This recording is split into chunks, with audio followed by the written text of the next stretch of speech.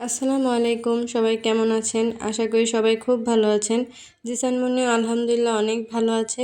জিসান মুন্নি ঘুম থেকে উঠেই খেলাধুলা শুরু করে দিয়েছে।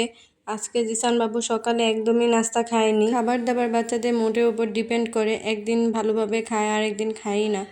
এরপর জিসান বাবুকে নিয়ে একটু ছাদে গেলাম। অনেক দিন পর বাসায় এসেছি, তাই ভাবলাম জিসান বাবুকে নিয়ে একটু ছাদে যাওয়া যাক। যখন ছাদে যাওয়ার জন্য উঠছিলাম তখন একটু রোদ ছিল না।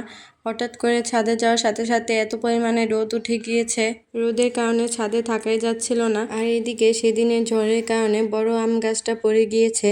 যদিও আম গাছটা আবার লাগানো হয়েছিল, কিন্তু কালকে রাতে আবার একটু বাতাসের কারণে গাছটা পড়ে গিয়েছে। একবার একটা জিনিস নষ্ট হয়ে গেলে পরে আর যতই জোড়াতালি লাগানো হোক না কেন, সেই জিনিসটা আর কখনোই আগের মতো ভালো হয় না। আর এদিকে জিসান বাবু রোদের কারণে অনেক বেশি ঘামাচ্ছিল।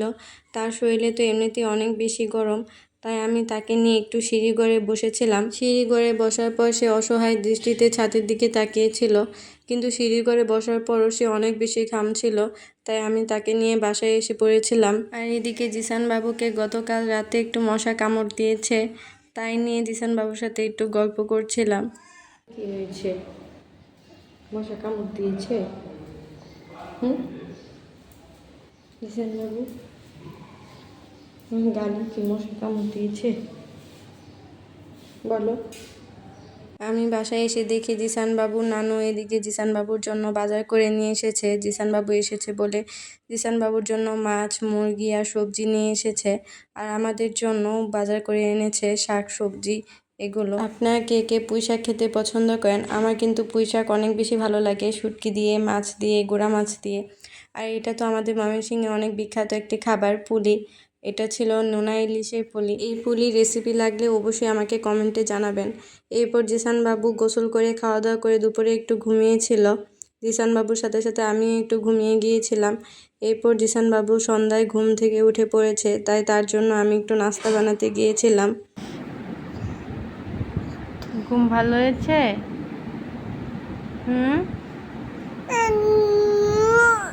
কি বলো?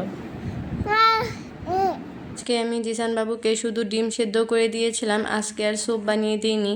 এই ডিমগুলো বাচ্চাদের মেধা বিকাশের জন্য খুবই উপকারী। এই ডিমগুলো ওমেগা-3 সম্পূর্ণ ডিম। এগুলো বাচ্চাদের মেধা বিকাশে যেমন সাহায্য করে, তেমনি বাচ্চাদের হার্ট ভালো রাখে, এমনকি হার্ট অ্যাটাকের সম্ভাবনাও অনেক বেশি কমিয়ে দেয়। তাছাড়া ডায়াবেটিস রোগীদের জন্য, হার্টের রোগীদের জন্য এই ডিমটা খুবই ভালো। যদিও ডিমটার দাম একটু বেশি, কিন্তু খুবই উপকারী। আমি এই ডিমটা স্বপ্ন থেকে নিয়েছিলাম। একটা ডিমের দামে প্রায় 22 টাকা প্লাস। ডিমটা সিদ্ধ করলে ভিতরে কুসুমে এত সুন্দর একটা কালার আসে, একদম কমলা কালার। আর স্বাভাবিক ডিমের থেকে এই ডিমের গন্ধটাও একদম আলাদা। আর জিসান বাবু আলহামদুলিল্লাহ ডিমটা খুব মজা করেই খায়। এই ছিল আজকের দিনটি। আপনারা সবাই ভালো থাকবেন, সুস্থ থাকবেন। আজকে এই ভিডিওটি এখানেই শেষ করছি। দেখা হবে নতুন একটি ভিডিওতে। আল্লাহ হাফেজ।